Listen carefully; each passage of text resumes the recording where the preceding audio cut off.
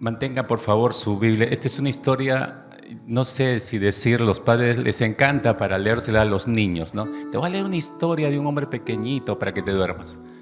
Y es más que eso, no es una historia, un relato bíblico para hacer dormir a nadie. Y espero que no ocurra con usted esta mañana, ¿no?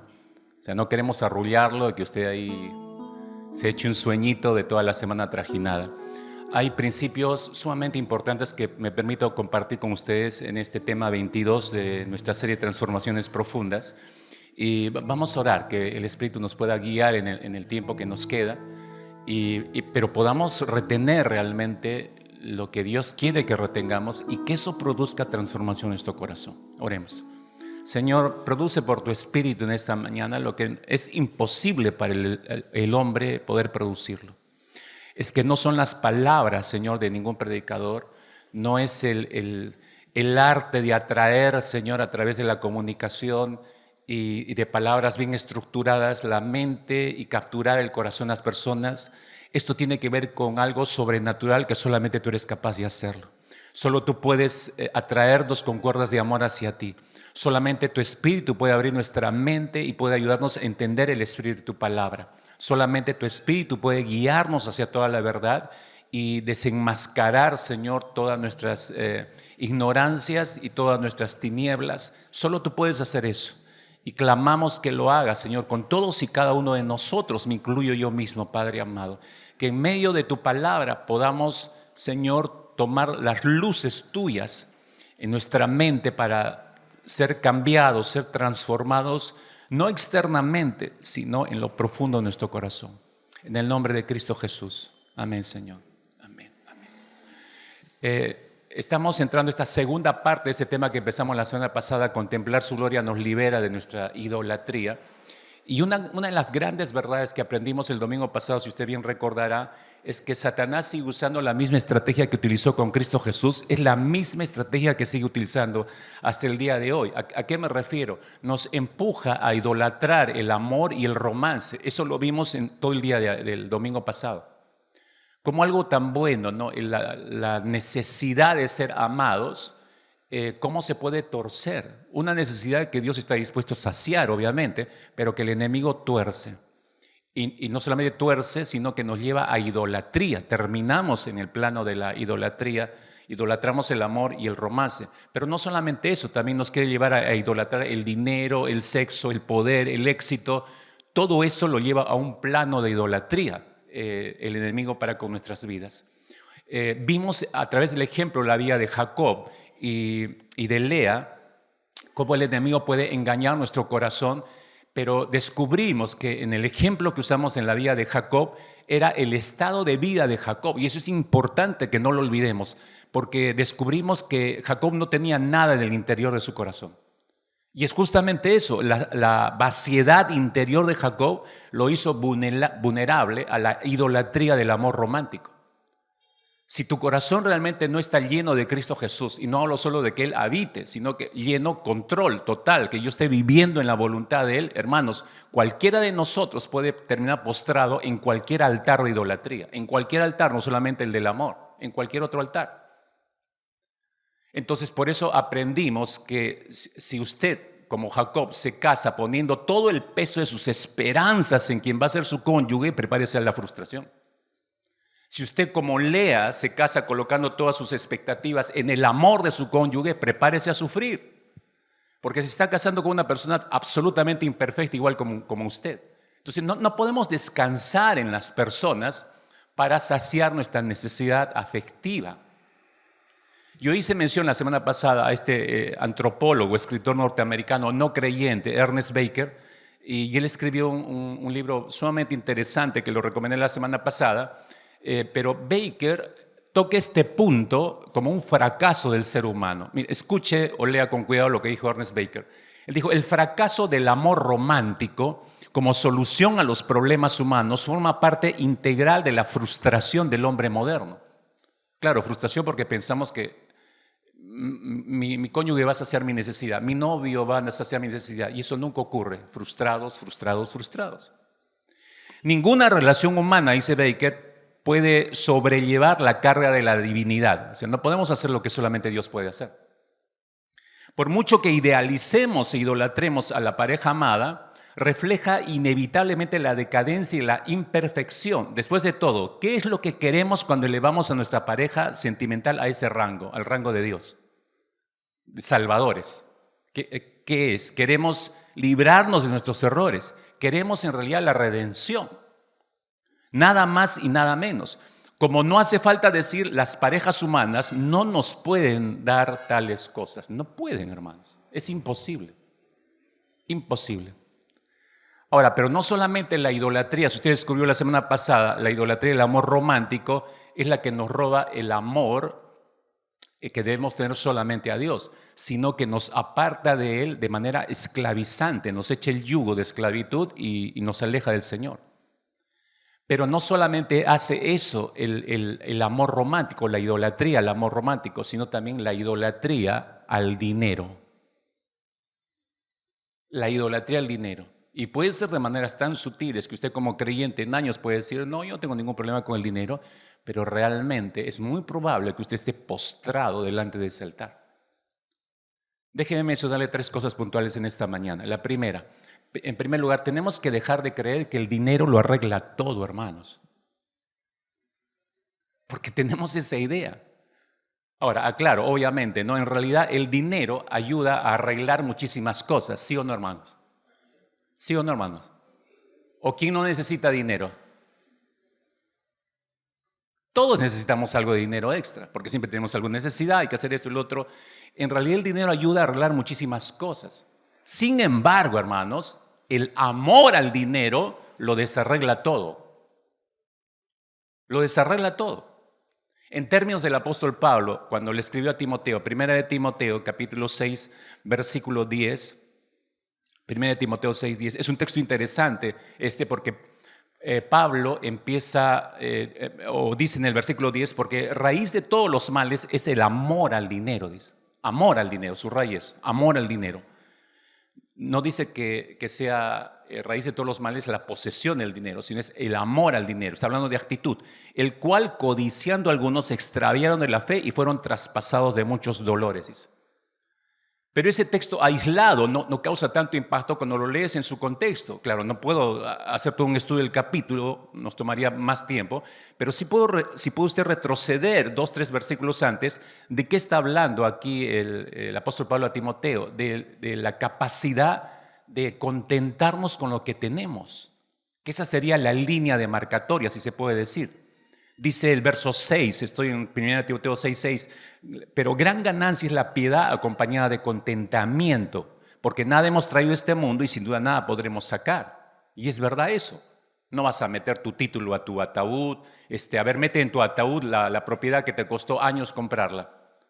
No importa, algunos dicen, no importa, ladrillo por ladrillo, desármenla y varios ataúdes, me voy a mi tumba con lo que yo he construido. ¿De qué te va a servir eso?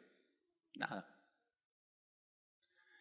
Verso 8, así que teniendo sustento y abrigo, estemos contentos con esto. Qué difícil es llegar a ese punto. Tenemos algo y queremos más. No, y este televisor de 80 pulgadas no me sirve, necesito uno curvo de 300 pulgadas. Oye, no ha salido de 300 pulgadas, no importa, estoy a la expectativa que salga, ¿no? Queremos más. Se da cuenta, Pablo está diciéndole, aprende a contentarte con lo que te he dado.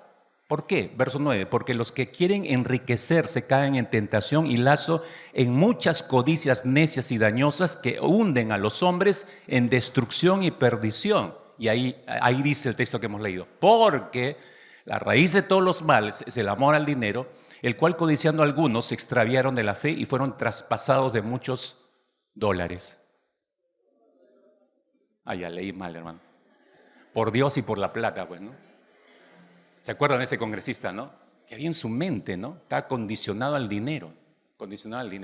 Bueno, pero ahí tienes. Es exactamente es cierto esto. Porque mire, se ha dado cuenta lo que dicen las escrituras acerca de los personajes bíblicos que lograron poseer las posibilidades de tener dinero. Todos ellos, hermanos, tuvieron problemas. Piensen nada más en Ananías y Zafira, Hechos capítulo 5. Su amor por el dinero, ¿a dónde los llevó? A la muerte.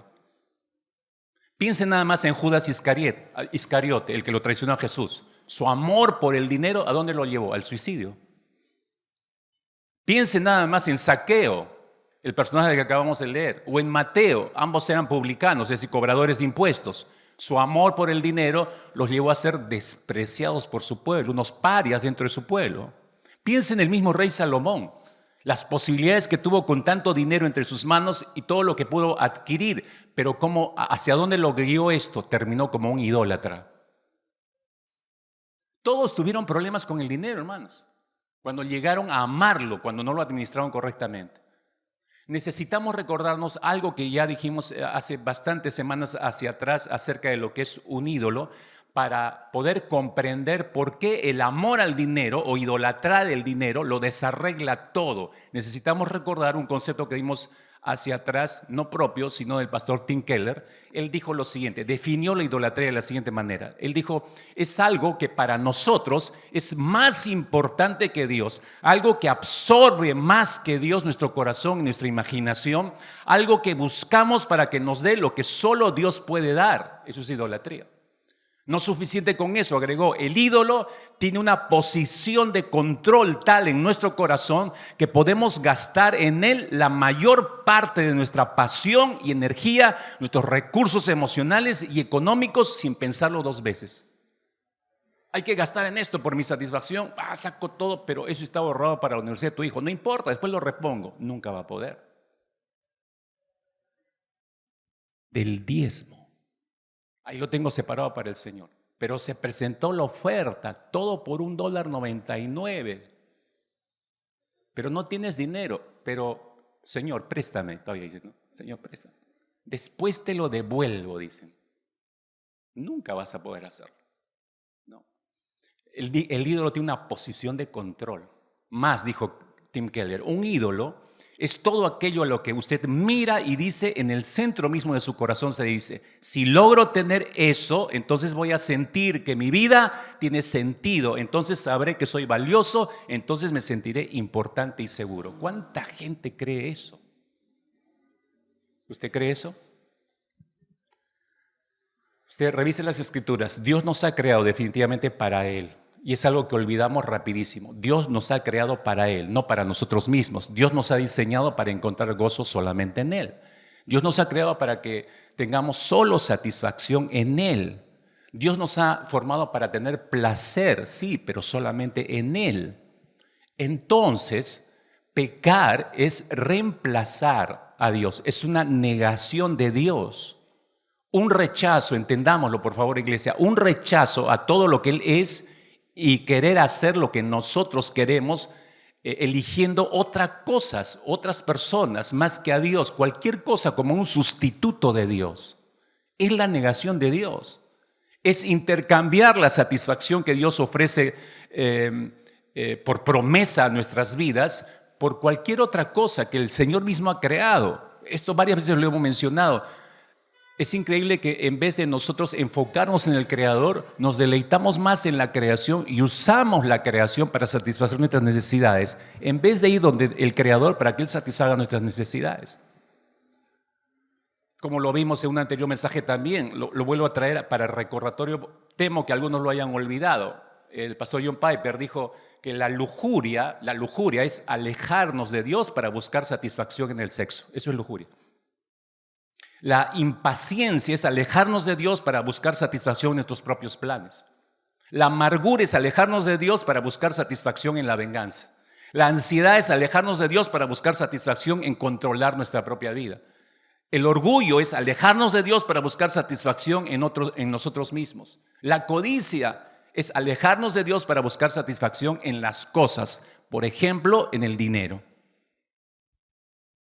En resumen, la incredulidad es alejarnos de Dios y de Cristo a fin de buscar nuestra propia satisfacción en cosas, como decía, como el dinero o una diversidad de otras cosas, obviamente. Ahora que queremos entender cómo el dinero nos puede esclavizar, cómo el dinero, siendo algo neutro, puede transformarse en nuestro amo y Señor.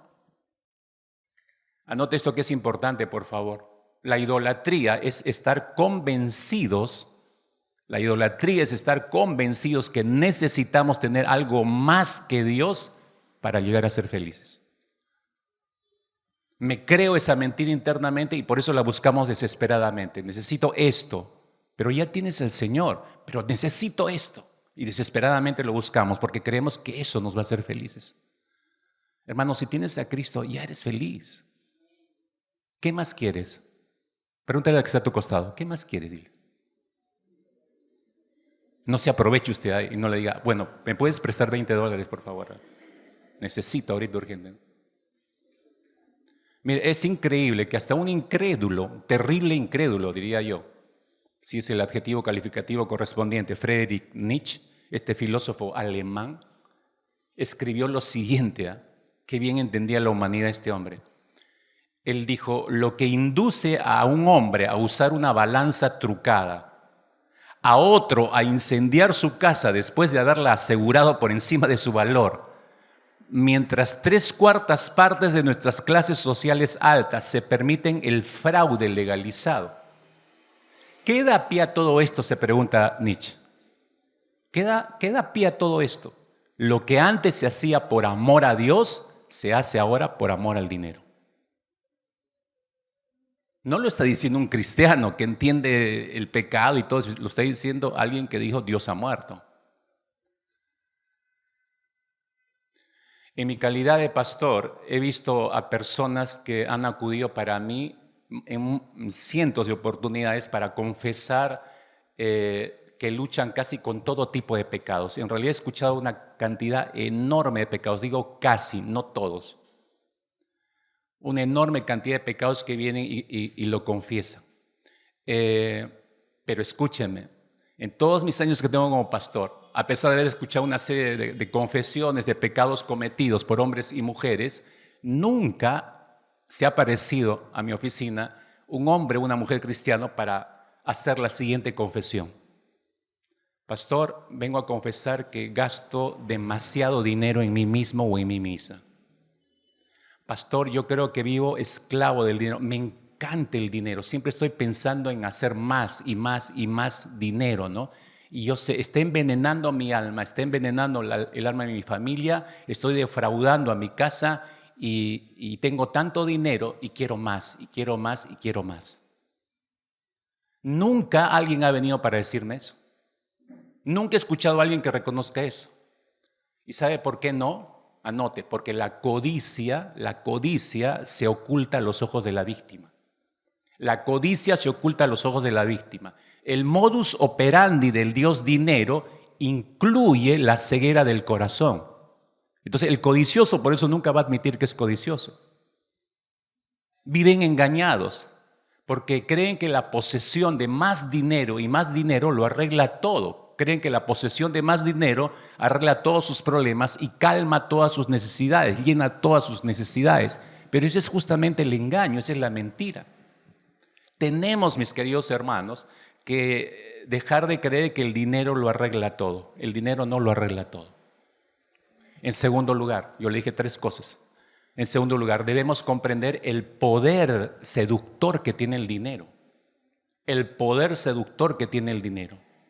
Regresamos a la historia de Zaqueo, Lucas 19, en los 2 primeros versículos, dice, habiendo entrado Jesús en Jericó, en esta ciudad, iba pasando por la ciudad y sucedió que un varón llamado Zaqueo, que era jefe de los publicanos y rico. Lo pongo en contexto rápido. En ese tiempo, el imperio romano era el imperio que dominaba a Israel y a muchas otras naciones. Entonces, cada vez que tomaba posesión de una localidad, los romanos les imponían impuestos gravosos sobre cada lugar conquistado. Con el objeto de enviar todas esas riquezas hacia Roma. Y eso empobrecía a la gente, a las localidades subyugadas por los romanos, las empobrecía terriblemente. Los únicos israelitas que vivían en confort y en tranquilidad sin que les faltara algo económicamente eran los que voluntariamente se habían ofrecido a los romanos para ser sus cobradores de impuestos. Y Zaqueo era uno de ellos, judío, pero se había ofrecido para ser uno de los recaudadores de los impuestos abusivos de los romanos. Y Zaqueo, ojo, no era un publicanito más, era jefe de publicanos, era un cargo más alto, tenía a su cargo varios cobradores de impuestos. Entonces, y los ladrones tienen sus propias leyes, aún entre ellos existen, el ladrón roba al ladrón. Entonces el que salía con más ganancias era el jefe de publicanos. Los otros cobraban, tenían su ganancia, pero cuando le entregaban el dinero a su jefe, el jefe les exigía más. Entonces el que terminaba enriqueciéndose más era el jefe de los publicanos en realidad. Zaqueo para sus compatriotas judíos era un traidor. El pueblo tachaba a Zaqueo de pecador, lo que significaba que era, como decía, una especie de apóstata, era un paria en su propia nación. Todos lo odiaban a muerte a Zaqueo y a cualquier otro publicano. El punto es este, mis hermanos, colocando en este contexto. Piense conmigo un momento. ¿Por qué? ¿Por qué es que iba alguien, un judío, por qué habría algún judío de aceptar un empleo de publicano con todos esos riesgos? ¿Por qué alguien querría aceptar un puesto así? ¿Qué es lo que podría inducir a un hombre a traicionar a su propia familia judía, a traicionar a su propio país y a vivir como un paria dentro de su propia sociedad? ¿Sabe usted cuál es la respuesta? Por codicia, por pura codicia, por amor al dinero. Solo así alguien podía aceptar una posición tan riesgosa.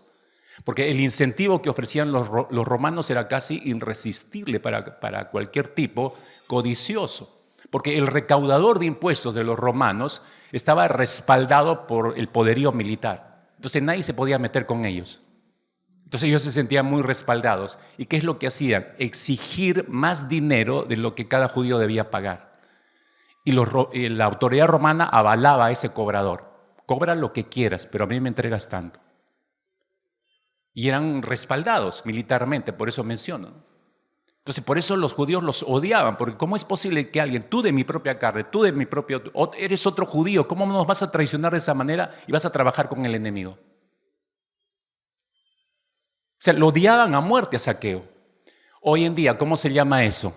Extorsión. Pura extorsión. Era un negocio tremendamente lucrativo para los que aceptaban ser publicanos, pero eran expectorados por su propia nación. Zaqueo, escuche, había sacrificado todo lo demás solamente por el hecho de tener dinero. No le importaba su familia, no le importaba el qué dirán. Es lo que decimos, este es un fresco, ¿no? Pero a él no le importaba, con tal que cada día amasaba más dinero, ¿no? Más y más dinero. En algún momento de su vida, como ocurre con tu vida y con la mía, en algún momento este hombre empezó a amar el dinero. Y por eso fue capaz de aceptar un trabajo de ese tipo.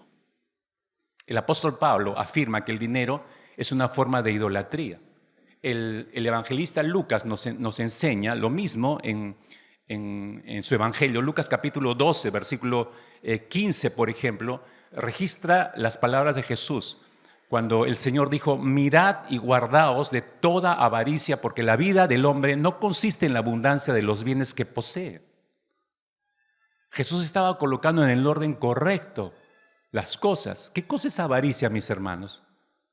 Si usted lee el capítulo anterior al que acabamos de leer, Lucas 12:15, si usted lee el capítulo 11 y lee lo que sigue al versículo 15, el mismo capítulo 12 hacia adelante, lo que usted va a descubrir son sendas advertencias que el Señor Jesucristo está dando a sus discípulos y a las personas, donde Él manifiesta su preocupación, la preocupación de las personas por querer tener más cosas materiales. Entonces, lo que Jesús está tratando de comunicar es lo siguiente. Para Jesús, la codicia, hermanos, la codicia no es solo el amor al dinero. A veces ese es nuestro concepto, sesgado, limitado. Pero la codicia no es solamente amor al dinero, sino también la preocupación excesiva por el dinero. También es codicia. ¿Le preocupa a usted mucho el dinero? Sí, pero hay cosas que pagar, pastor, y qué sé yo. Sí, está bien, todos tenemos un límite de preocupación. Pero cuando ya usted cruce ese límite de preocupación, ya no está en una sana preocupación, sino ya está en plano de codicia. Jesús pone en el orden correcto las cosas cuando dice: la vida del hombre no consiste en la abundancia de los bienes que posee.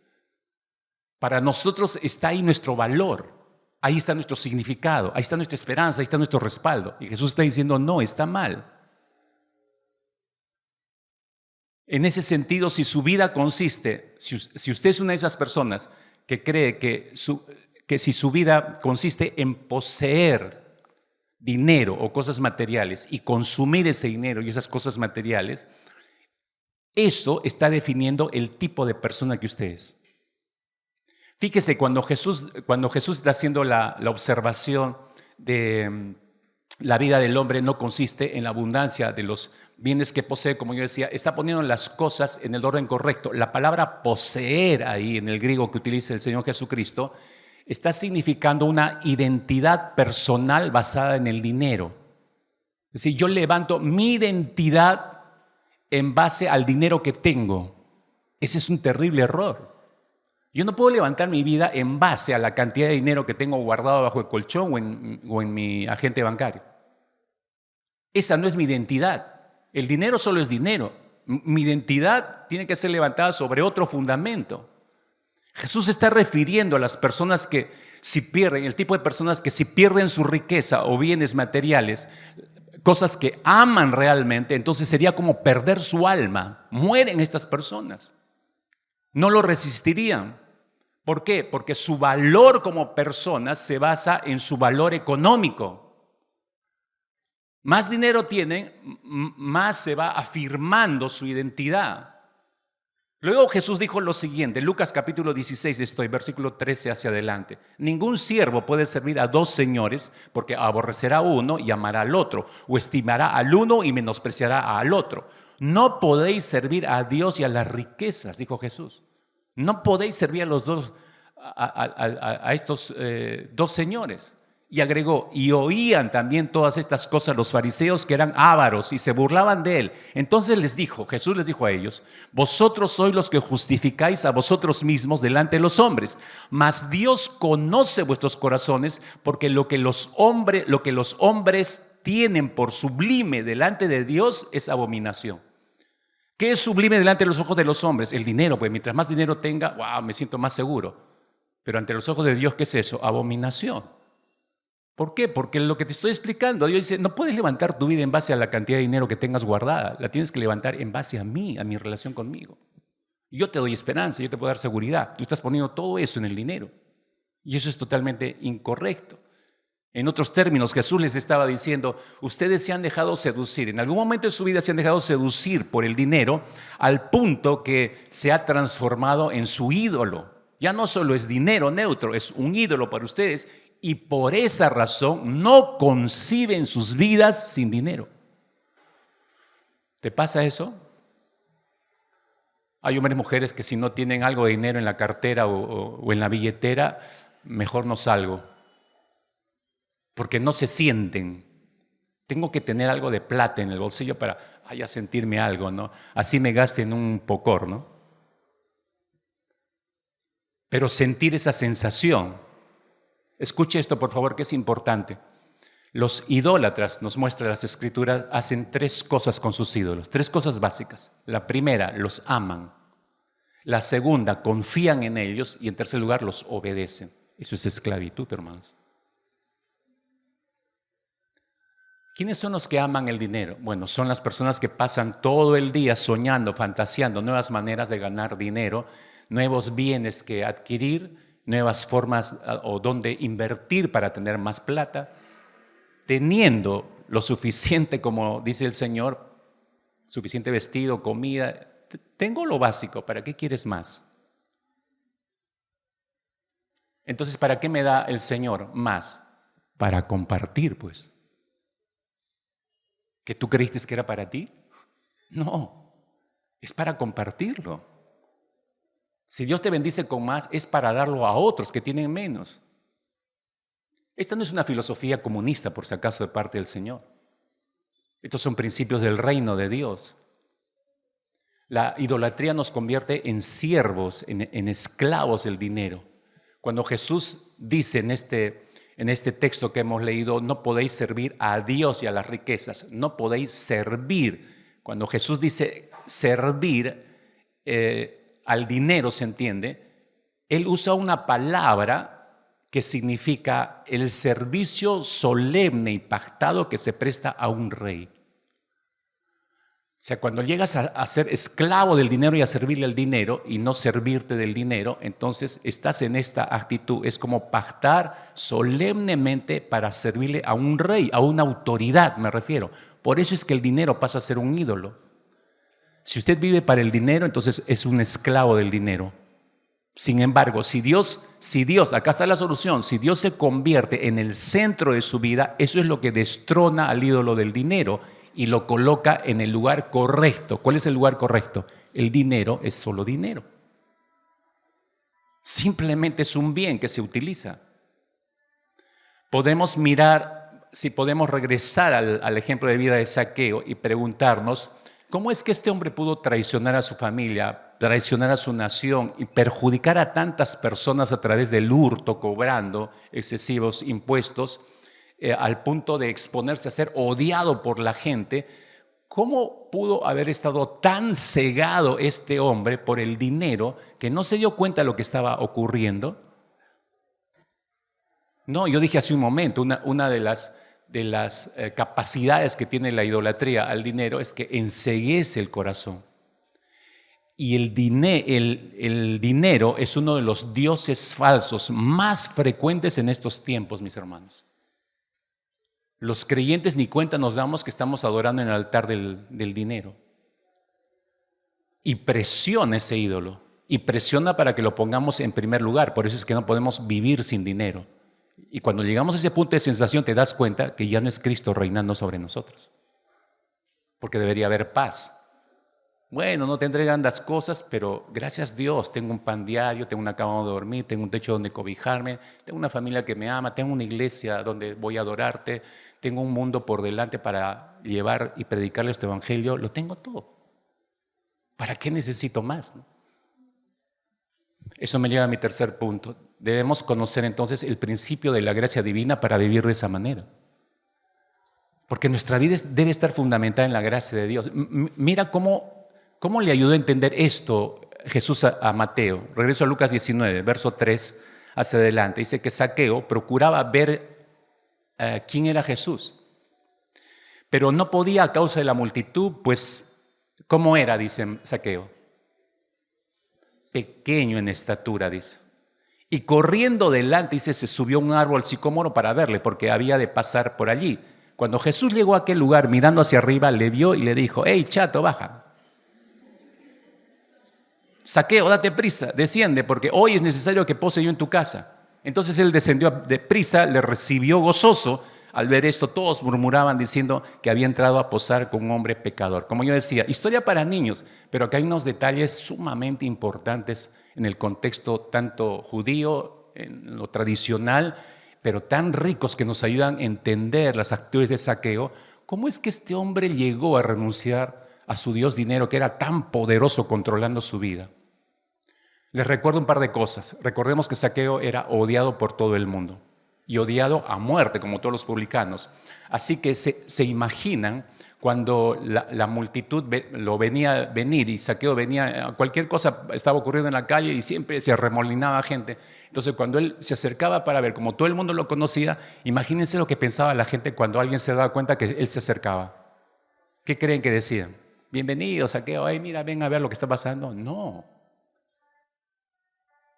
para nada. Entonces, entre los hombres veían y ya se pasaban la voz, como una consigna.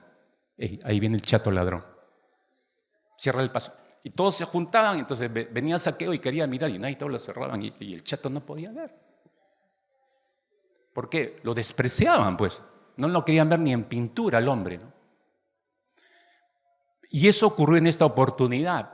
Pero cuando ocurre eso, Zaqueo hace algo sorprendente. Zaqueo no era un muchachito de 18 años, hermanos. Era un hombre adulto. Se trepa a un árbol, dice el texto. Ahora, por favor, entiende ese accionar de Zaqueo. Debemos apreciar ese acto que es importante para nosotros, porque dentro de la cultura tradicionalista, como es la judía en estos tiempos, era muy importante, más que tener cosas, bienes materiales y tener poder y todo eso. Lo más importante para un judío era tener honor y dignidad, valores que ahora ni siquiera los entendemos nosotros. Honor y dignidad. Ese era el mayor bien que podía tener una persona. Entonces, piense conmigo, vea la escena. El hecho de que este hombre adulto se subiera a un árbol era motivo ya para que su honor quedara afectado y quedara expuesta su dignidad a ser ridiculizada. Oye, mire ese viejo trepándose. Se afectaría su honor. Sin duda, una persona como Zaqueo entenderá que ya de por sí su honor y su dignidad ya estaban por los suelos, por lo publicano que era. Ya estaba ya suficientemente estropeada. Entonces, lo lógico hubiera sido que Zaqueo no se exponga ya pues más, para que su honor quede totalmente destruido en añicos, ponerme en ridículo ante la gente que me odia. No, pues no, y eso no es, hay que estar loco para hacer eso. No, pero sabiendo eso, Zaqueo, ¿por qué se trepó al árbol? ¿Por qué es que se arriesgó a todo eso y por qué trepó al árbol? Lucas dice claramente en el texto que quería ver a Jesús. Y en realidad, cuando nosotros leemos quería ver a Jesús, no percibimos realmente lo que en la riqueza del griego nos quiere transmitir. En realidad, usted va al original y el original te transmite la profundidad del corazón de Zaqueo para hacer eso. Zaqueo en realidad estaba ansioso por ver a Jesús. Y hasta me quedo corto, el adjetivo ansioso no es el correcto en realidad, me quedo corto, porque la disposición de Zaqueo para subir ese árbol, para ver a Jesús, era realmente desesperación. Zaqueo estaba desesperado por ver a Jesús. Creo, mis hermanos, que debemos considerar seriamente lo que Zaqueo estuvo dispuesto a hacer por ver a Jesús. Un hombre pecador como este, lo que estuvo dispuesto a hacer por ver a Jesús, por observar lo mínimo, estuvo dispuesto a hacer el ridículo, mis hermanos. Y eso me llevó a pensar lo siguiente: ¿qué estamos dispuestos a hacer tú y yo para ver la gloria de Cristo en nuestras vidas y para mostrarla a otros? Tristemente me atrevo a decir que algunos de ustedes no se expondrían demasiado, ocultarían lo que son como cristianos, por temor a la vergüenza, a la ridiculización, por temor incluso a la muerte. No se mostrarían. Acá se muestran, obviamente, acá levantan manos y cantan y qué sé yo, pero en un momento tan complicado como ese, no, yo no voy a hacer el ridículo, que todo el mundo se dé cuenta quién soy, no, mejor no. Así suavecito pasamos nada más. Pero Zaqueo estuvo dispuesto a hacer el ridículo cuando su honor y su dignidad ya estaba ya por los suelos. Pisotearla más no importa con tal que vea a Jesús. ¿Qué somos capaces de hacer para ver la gloria de Cristo, mis hermanos? Ahora, capte esto, por favor. Esto es importante en la historia. Jesús se acerca cuando está llegando a la altura del sicómoro, del árbol donde estaba colgado Zaqueo. Hay obviamente una gran multitud, no solamente que está caminando con Jesús, sino que está en sentido contrario, esperando a Jesús. Y dentro de ese grupo de gente hay religiosos, hay fariseos, hay gente, hay personajes religiosos, permítame decirlo, de alta alcurnia. Y cuando digo esto, lo digo sarcásticamente porque era gente que se creía absolutamente superior a las prostitutas y a los publicanos de ese tiempo. Entonces, alguno de estos pensó, cuando llegue Jesús hasta aquí, donde estamos todos nosotros así, todos así parados, con sus túnicas y sus flequillos y su postura de autosuficiencia, Jesús va a pedir que alguno de nosotros lo recibamos en nuestras casas. Pero no ocurrió eso. Cuando llega a la altura de ellos, está en el medio del sicómoro y ahí trepado, el gran pecador, el archienemigo de todos los judíos, el peor de los pecadores, el más odiado, el más despreciado, el que tenía peso de muerte sobre su cuello. Jesús llega a esa altura y ni siquiera los mira a todas las altas autoridades, mira a Zaqueo, se dirige a Zaqueo, al pecador, como una vez leí y me llamó la atención cómo lo expresó este autor. Se dirigió al pecador más destacado de los presentes. ¿Quién es aquí el pecador más destacado de los presentes, hermanos? ¿Quién es? Levante su mano, por favor. use el índice y odie.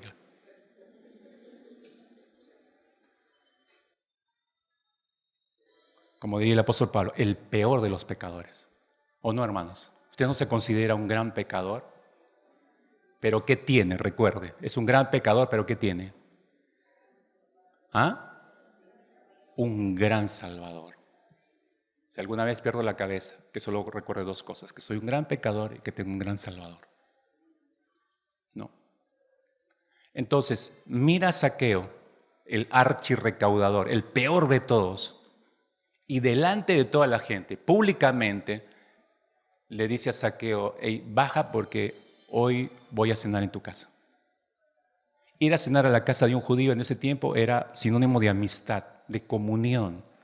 Y eso hizo explotar el cerebro de todos los religiosos. ¿Cómo es posible que vaya, no escoja una de nuestras casas, sino vaya a la del peor de los pecadores? En otras palabras, lo que Jesús le está diciendo a este hombre, Zaqueo: mira, yo no quiero ir a ninguna de las casas de ellos, yo quiero ir a tu casa. Por eso es que él bajó con gozo y con alegría, corriendo, fue a la casa a preparar. ¿Lo entendió Zaqueo? Hasta ese punto sí.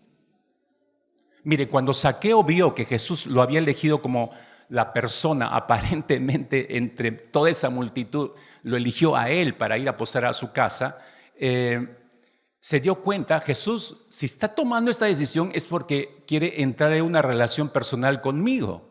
Y aunque no lo entendía todo Mateo, en ese instante, cuando capta esto, y por eso baja corriendo y gozoso, su paradigma espiritual empieza a alterarse en la mente de Zaqueo.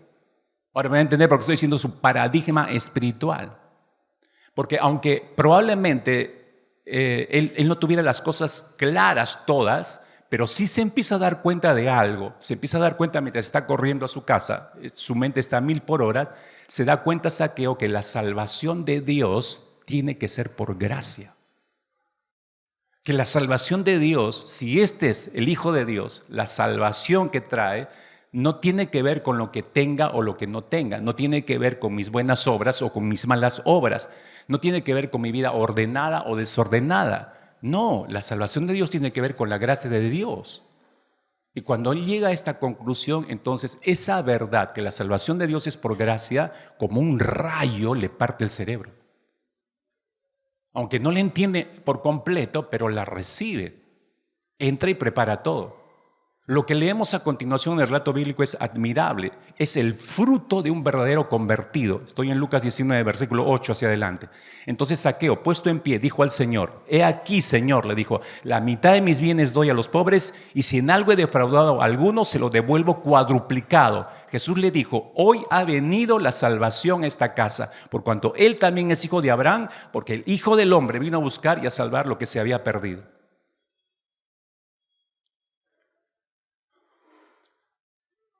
Antes de que se parara y dijera esto Zaqueo, de hecho que tuvo que procesar algunas cosas en su mente. Y una de las cosas que procesó, definitivamente creo que fue así, es que Zaqueo dijo: este maestro es admirable, todo lo que enseña es cierto, yo necesito eso, yo quiero ser su discípulo. Pero él inmediatamente se da cuenta: si voy a seguir a Jesús, mi mayor problema es ¿con qué? Con el dinero. Con el dinero. Entonces tiene que tomar una determinación ya, no puedo dejar ir esta oportunidad. Jesús está aquí, tengo que tomar una determinación con respecto a mi amor por el dinero. Entonces toma dos decisiones, y no dos decisiones por tomarlas, dos decisiones bien pensadas, mis hermanos, si te das cuenta en el texto. La primera decisión, él prometió dar la mitad de sus ingresos a los pobres. La mitad, hermanos.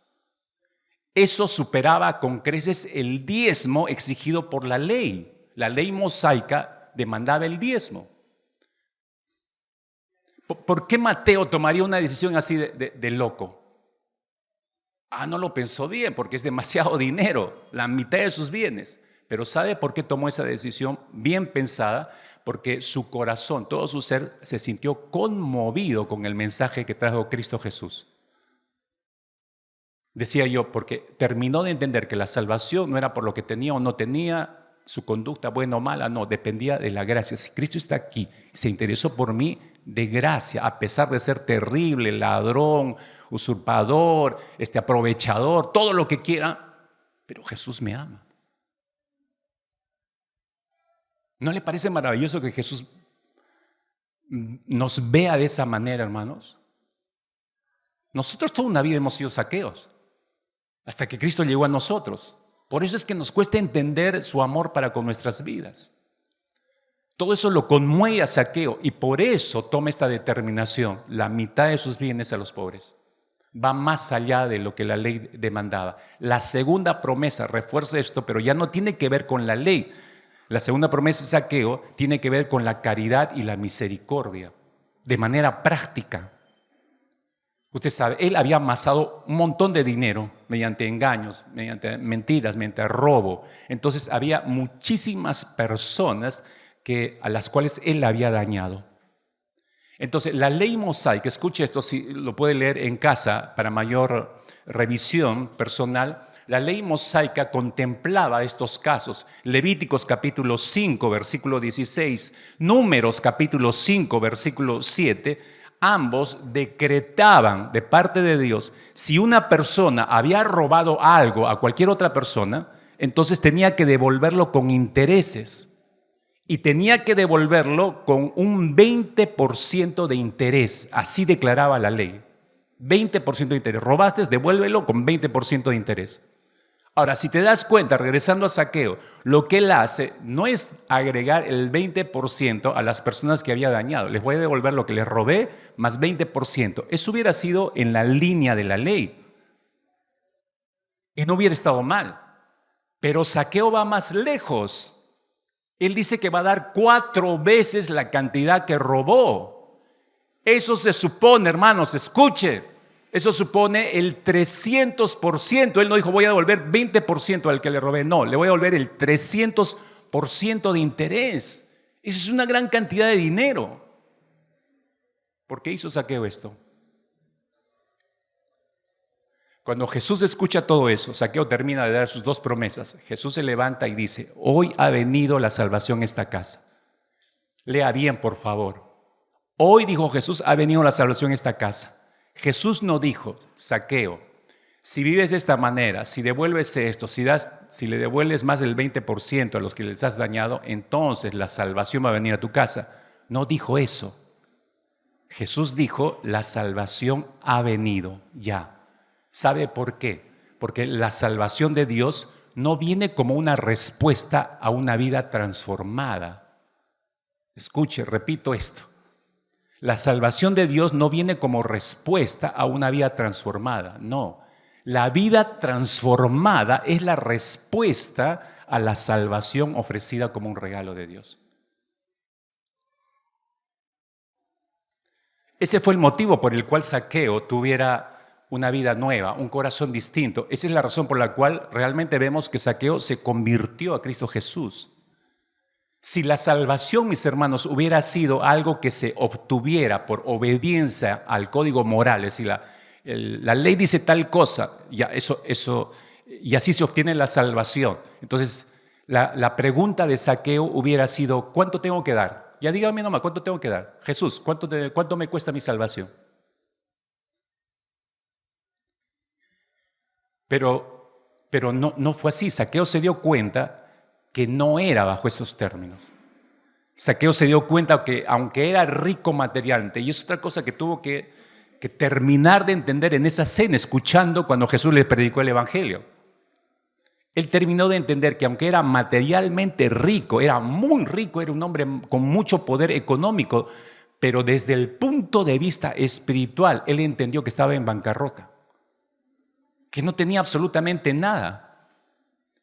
Pero al mismo tiempo entiende que Cristo, Jesús, había derramado sobre él gratuitamente de las riquezas de su gracia.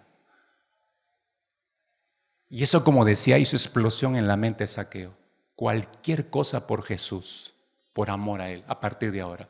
Devuelvo todo lo que he robado con 300% de interés, reparto toda la otra mitad de mis bienes a los pobres, porque si la mitad de sus riquezas las iba a repartir entre los pobres, le quedaba la otra mitad para devolver todo el dinero a tal cantidad de gente, ese hombre se iba a quedar sin nada. Igual está gozoso, igual dice, igual lo hago. ¿Por qué? Dese cuenta, por favor, de esto. Pasó de acumular riqueza Zaqueo a costa de personas a las cuales robaba para servirse de otros, pasó ahora a ver al dinero de manera correcta, porque ya no estaba viendo al dinero como su salvador. Por fin descubrió a Cristo, su verdadero salvador. Entonces, el dinero, ¿qué pasó a ser? Solo eso, dinero. Ya no estaba sus expectativas, su esperanza, ya no veía al dinero como su redentor, sino era Cristo ahora. Hermanos, esto es lo que hace la gracia de Dios frente al ídolo controlador del dinero. Si no le damos acceso a la gracia de Dios, hermanos, vamos a estar perdidos.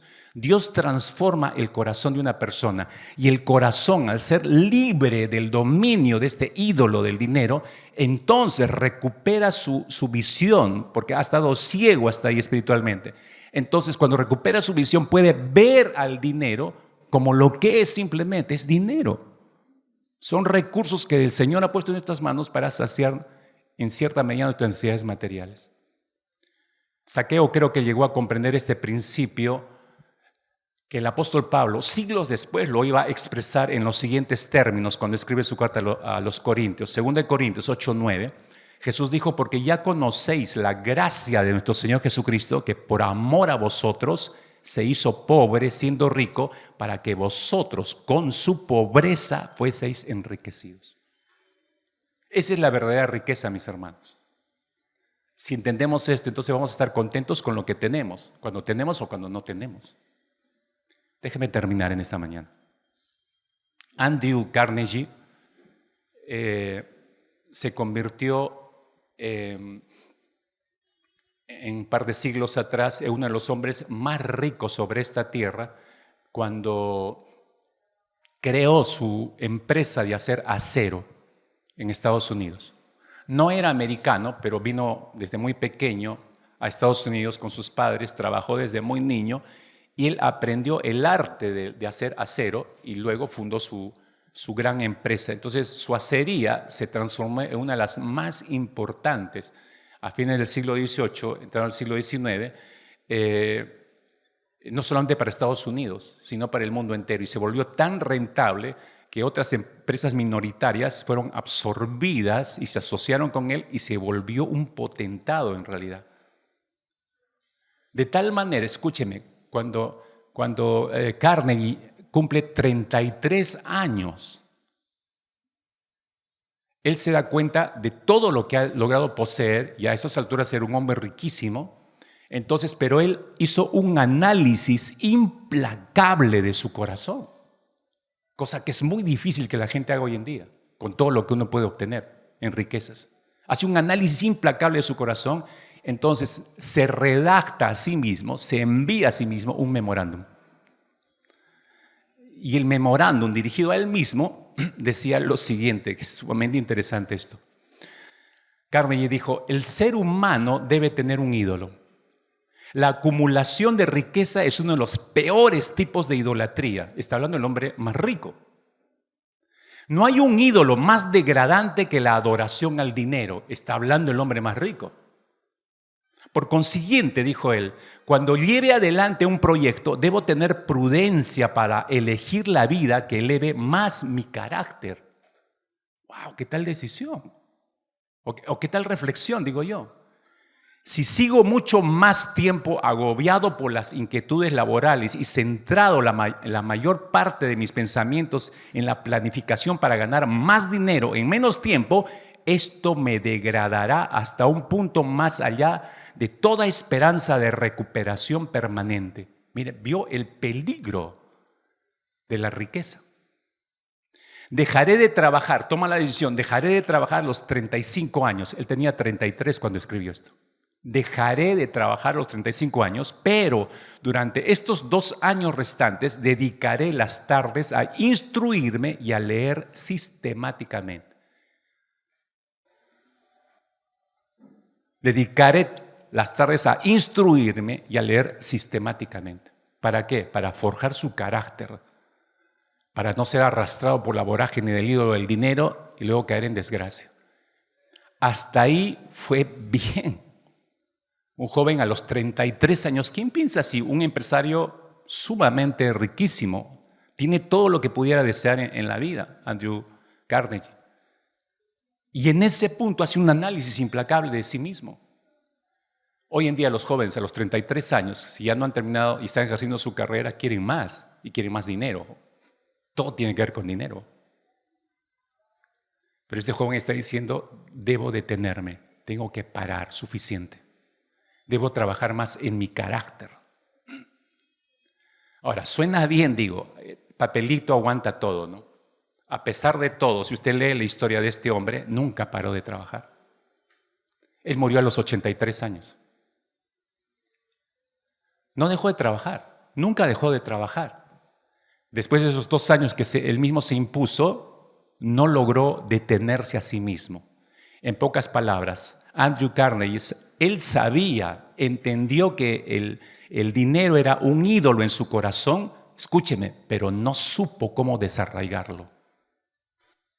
No es solamente que tú te pongas de pie en esta mañana y digas, bueno, a partir de ahora voy a dejar de amar el dinero. Gracias Dios por haberme hecho entender que estoy demasiado preocupado por el dinero. Ya no lo voy a hacer a partir de ahora. Hermanos, no es suficiente eso. Carnegie hizo eso. Andrew Carnegie hizo eso. Se puso de pie y dijo, ya, suficiente. En 2 años voy a dejar de hacerlo. Esos 2 años lo voy a emplear en amasar más dinero para asegurarme. No, su decisión fue, voy a trabajar más mi carácter. Pero no le alcanzó el simple deseo. Y es que no, escuche por favor, y con esto quiero concluir, no se puede destruir eso. Ese ídolo, hermanos, entendamos, no se puede destruir el ídolo del dinero, hay que reemplazarlo. Es solo a través del cambio de afectos, que ustedes me han escuchado constantemente insistir, hay que cambiar de afectos, hay que dejar de amar al dinero, no lo puedes destruir. Hay que dejar de amar al dinero y empezar a amar a Cristo. Lo reemplazas. Entonces debe sustituirse ese ídolo por aquel que aún siendo rico, como dice Pablo a los filipenses, aún siendo rico se hizo pobre para que nosotros pudiéramos enriquecernos de verdad, hermanos. Espero que no te ocurra lo de Carnegie.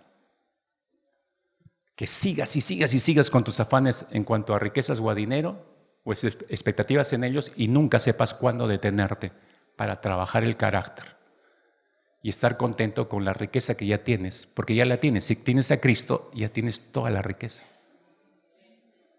Oramos. Señor, gracias en esta mañana por tu palabra una vez más, que no deja de sorprendernos, pero al mismo tiempo no deja de animarnos, Señor, a mirar hacia la persona correcta. Señor, la semana pasada redarguiste en nuestros corazones y nos mostraste, Padre de los cielos, que podíamos caer fácilmente en la idolatría del amor romántico. Pero, Señor, en esta mañana nos recuerdas que hay otro riesgo también, el hacer del dinero, Señor, otro altar de idolatría. Definitivamente, en el deseo de nuestro corazón, no queremos eso.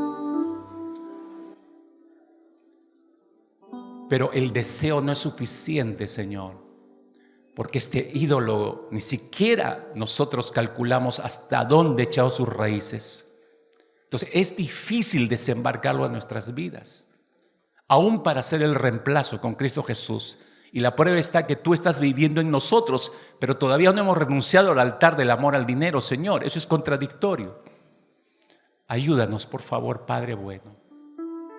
Todos aquellos que tengan problemas, realmente problemas con el dinero, por favor ponte de pie. Necesitamos orar y presentar tu corazón al Señor en esta mañana. Mientras te vas poniendo de pie, dile así, honesta y sinceramente al Señor. Dile, Señor, me pongo de pie simplemente, dile así, simplemente para decirte, tengo problemas con el dinero, Señor. Quizás no sea una persona millonaria, rica, y quizás en mi concepto, dile así, en mi concepto tengo el dinero apenas suficiente, un sueldo para vivir. Pero aún así podemos ser idólatras porque nos importa tanto el dinero, Señor, que no podemos vivir sin él. Y este es mi caso, dile, Señor, este es mi caso. Y te ruego, por favor, que me ayudes, porque solo tú puedes liberarme de esta idolatría. Nadie, Señor, excepto tú, puede liberarme de esta idolatría. Permíteme respirar los aires de tu libertad. realmente. Y que, Señor, a pesar de mis necesidades, yo pueda descansar en tu gran verdad, que tú eres mi Padre, que tú sabes mis situaciones, que sabes lo que necesito. Entonces, ¿por qué tengo que afanarme? Una vez más, que cada ave que vea cada día, que por todos lados las hay, Señor, me hagan simplemente recordar, si tú eres capaz de sostenerlas, ¿cuánto más me vas a sostener a mí? Si tú eres capaz de entender las necesidades de aves tan simples, ¿cómo no vas a entender mis propias necesidades, Señor? Ayúdame a ver claramente, Padre amado. Ayúdanos a renunciar a este altar que hemos construido y hemos transformado al dinero en nuestro amo, en nuestro jefe, en nuestro controlador, cuando tú debes ser el amo principal, el Señor en realidad. Padre, oro por cada uno de mis hermanos y hermanas que están orando en este instante y están clamando de lo profundo de tu corazón. Ruego porque los libertes de este problema, Señor. Y aún te ruego por aquellos que no lo admiten porque probablemente ni siquiera se han dado cuenta que son esclavos del dinero, pero lo son. Trae a sus mentes la conciencia de esto, Señor. Trae a sus mentes la claridad para que vean esto también, Señor. El único altar que debemos tener por delante, en ese altar estás tú. Sobre ese trono estás tú y nada más que tú, Señor. Permíteles a cada uno de ellos y de ellas verte y entronarte, Señor, allí. Descorre el velo que los está cegando. Y al quitar ese velo, que puedan ver, Señor, el dinero como lo que es solamente dinero, Señor. Padre, nos destinamos con este propósito a ti, en el nombre precioso de nuestro Señor Jesucristo. Amén. Amén.